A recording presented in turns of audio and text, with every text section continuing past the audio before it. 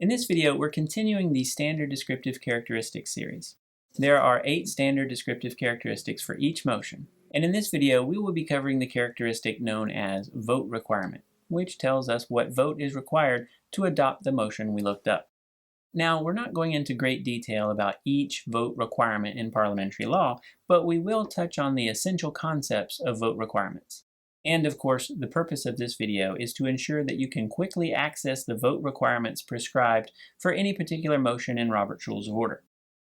And we do that by using the standard descriptive characteristics, which are located in the first few paragraphs of each section that covers a particular motion in Robert's Rules of Order.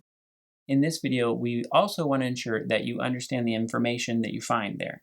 So let's take a look at an example. If we want to look up the standard descriptive characteristics for the main motion, we would open Robert's Rules of Order newly revised 12th edition and turn to the section on the main motion, which is section 10. We then scan down through the headings until we reach the standard descriptive characteristics heading at paragraph 8. From there, we scroll down to characteristic number 7, and we see that it says, requires a majority vote except, which is pretty simple until we reach that last word, except. Except what? Well, Robert's Rules of Order list 3 exceptions, and we will cover them now. The first exception is when the bylaws or special rules of order prescribe some other requirement. For example, we know that a main motion requires a majority vote, but what if the bylaws provide that any donation exceeding $1,000 shall require a 2/3 vote for adoption? In this case, even though a motion that $5,000 shall be donated to the ABC Foundation is a main motion, it will require a 2/3 vote for adoption, since a rule in the bylaws prescribes that vote requirement. Now, under this rule in the bylaws, what about a motion that $300 shall be donated to the XYZ Foundation? What vote would be required to adopt this motion? Well, since the rule in the bylaws doesn't prescribe a specific vote requirement for donations of $1,000 or less, the vote required to adopt a donation that does not exceed $1,000 would be governed by the general vote requirement for a main motion, meaning that it would require a majority vote for adoption. The second exception to the general rule that a main motion requires a majority vote is when adoption of the motion would have the effect of suspending a rule of order or a parliamentary right of members, in which case it requires a 2/3 vote. A common example of this would be a motion that for the duration of the meeting, debate shall be limited to 2 speeches of 2 minutes each per member per motion. This is a main motion, but since it falls within the exception, it requires a 2/3 vote for adoption. The third exception is when adoption of the motion would have the effect of changing something already adopted. For example, a motion to change the date of the summer picnic from June 1st to June 14th would have a higher vote requirement than a majority vote. Setting the original date of the summer picnic would require a majority vote, but changing that date after it has been set would require something more. To understand how parliamentary law defines that something more, we're going to open our Robert's Rules of Order newly revised 12th edition and turn to the section on rescind/amend something previously adopted. Why are there 2 motions in this section? Well, these are 2 forms of the same motion that share the exact same standard descriptive characteristics, and so they also share a section in Robert's Rules of Order, which is section 35. And we see those standard descriptive characteristics in the second paragraph of this section. When we scroll down to entry number 7, we find the vote requirement. The vote requirement for rescind and amend something previously adopted is so instructive because there's so much in it. With most motions, under standard descriptive characteristic number 7, you will only find 1 vote requirement. Here we have multiple vote requirements. In the general case of a main motion that has been adopted, that motion can be amended or rescinded by any of 3 vote requirements. First, a 2/3 vote is sufficient to rescind a main motion that is still in effect. This means that if twice as many vote in favor of rescinding the motion as those who vote against its rescission, the motion is rescinded. Second, if previous notice has been given, the vote requirement drops to a majority vote. So a member wishing to rescind or amend a particular motion would give notice in advance of the meeting, in accordance with the rules for giving such notice, and then inside the meeting, a majority vote would be sufficient to rescind or amend the motion. meaning that as long as there are more votes in favor than opposed, the motion is adopted. Now, when notice is provided for amending a motion, the notice must state the complete substance of the change. In the case of the motion to rescind, on the other hand, the complete substance of the change is right there in the name of the motion. The third vote requirement is vote of a majority of the entire membership. This is different than a majority vote. A majority vote is based on the members present and voting, meaning that with a majority vote, you just count the votes. If there are more in favor than opposed, the motion is adopted. Otherwise, it's lost. Whereas with a vote of a majority of the entire membership, the number of votes in the affirmative must be more than half of the total number of members.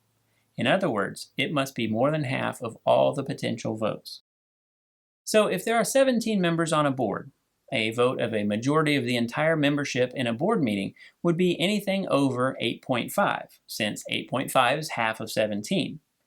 And assuming that fractional voting is not being used, 9 votes in the affirmative would be necessary to adopt a motion under this vote requirement, regardless of how many board members attend the meeting or cast a vote. 2 questions that commonly arise in connection with this 3-prong vote requirement are, how do we know which vote requirement to shoot for? And do we have to decide in advance which requirement we're going to use? The answer is that you simply take the vote, and the result of that vote will have either achieved one or more of the vote requirements, or it will have fallen short of all of them. All you need to do is achieve one of these vote requirements for the motion to be adopted. Let's look at some examples. Let's say there are 20 members in a local organization, and let's say the organization has a standing rule that cell phone use is prohibited in the clubhouse. And let's say in a meeting, a member just decides out of the blue to make a motion to rescind the rule prohibiting cell phone use in the clubhouse. After debate, when the motion is put to a vote, let's say there are 8 in favor of rescinding the rule and 5 opposed. Now, we will check those numbers against the 3 vote requirements for the motion to rescind. There are clearly more in favor, and this motion would be adopted if the vote requirement were a majority vote. However, majority vote is not one of the 3 vote requirements listed for the motion to rescind. The first vote requirement on the list is a 2/3 vote. Did this vote achieve that requirement? No, it did not. There are not twice as many in favor as opposed, so this falls short of a 2/3 vote. The next vote requirement on the list is a majority vote when notice has been given. And in our example here, notice was not given, so this vote requirement cannot be satisfied. So let's take a look at the third vote requirement, a vote of a majority of the entire membership. Was that satisfied? Remember that the entire membership doesn't have to actually vote. We're just using the number of the entire membership to calculate the number of affirmative votes that are necessary to adopt the motion. In our example here, there are 20 total members, so we would need a majority of 20, which is anything over 10, since 10 is half of 20, and since majority means more than half. Did this vote achieve that requirement? No, it did not. So the motion to rescind the prohibition against phone use in the clubhouse is lost. But if notice of the intention to make the motion had been given, the motion would have been adopted. So the maker of the motion might try again at another meeting after first giving notice of the intent to rescind the rule. Now let's look at another example. Let's say the vote had actually been 11-7, but notice wasn't given. Well, this wouldn't satisfy the 2/3 vote requirement. It couldn't satisfy the majority vote with notice requirement since no notice was given. That's 2 strikes. But when we look at the third vote requirement, a vote of a majority of the entire membership, we see that the number of affirmative votes is more than half of 20, which means it achieved a majority of the entire membership, and the motion is adopted. It's possible for a particular vote to achieve 1, 2, or 3 of these vote requirements, but 1 is all that's ever needed for the motion to be adopted. I know this seems a bit complicated, but the good news is that this vote requirement is not the most common in parliamentary law. The most common vote requirement is a majority vote, which does not require notice or any complicated math, since it's based on the votes cast. Simply put, if there are more affirmative votes than negative votes, the motion is adopted. Otherwise, the motion is lost. And if we turn to the tinted pages in the back of Robert's Rules of Order to the table of rules relating to motions, where the main motion is listed first, followed by the other motions in alphabetical order, we can glance at the column called Vote Required for Adoption to see just how common the majority vote requirement is. If we flip through the pages, we will see that a 2/3 vote also shows up quite frequently. And we also see an example of the three-prong vote requirement that we just discussed. One more vote requirement you will come across is a demand of a single member. Whenever you see this listed under the vote requirement heading, you know that a vote is not taken on the motion, since whatever the motion proposes is enacted upon the demand of a single member. For one more quick resource, if we flip to pages T48 and T49 in the tinted pages, we find a list of motions that require a 2/3 vote for adoption. I hope this encourages you to grab your copy of Robert's Rules of Order and look up the vote requirement for any particular motion that comes before the Assembly. It may be the difference between the motions being adopted or lost. That covers standard descriptive characteristic number 7, which tells us a particular motion's vote requirement.